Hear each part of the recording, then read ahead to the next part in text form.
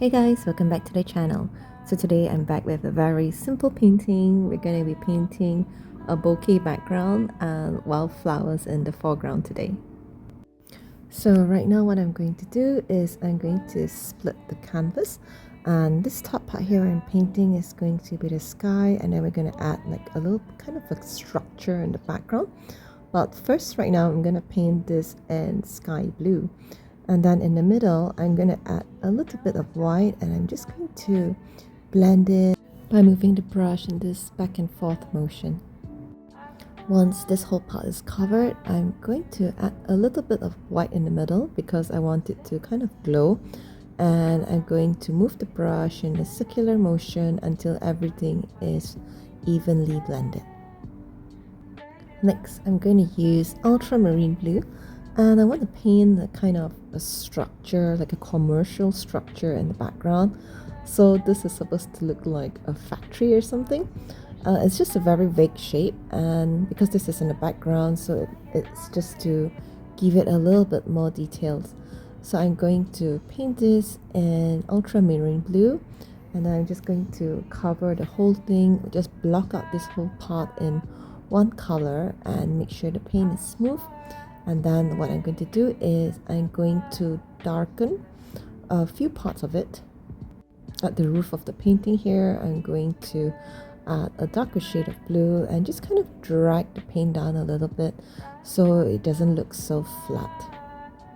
I'm also going to darken this pillar as well, and I'm just going to drag the paint down, and I'm going to take a bit of water and I'm going to blend it in so that the dark shades will just blend in nicely into the background.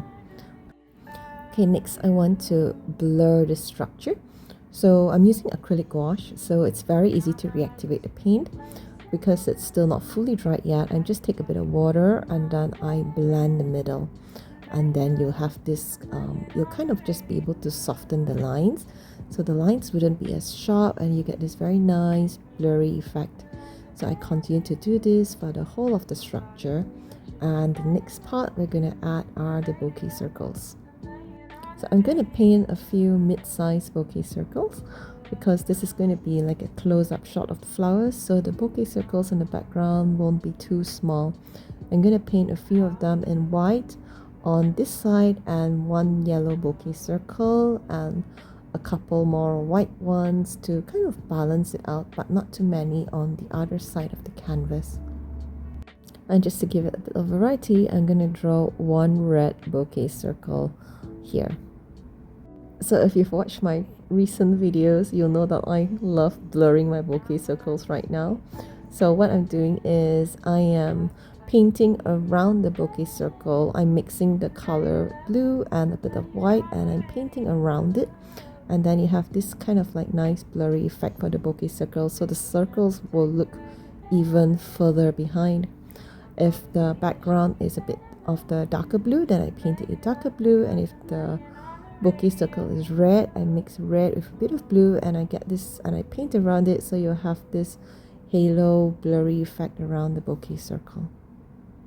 So I repeat this step for all the bokeh circles, and also I paint over the first layer because the paint is a bit uneven. So I paint over the first layer of bokeh circle and I add this blurring halo thing around it.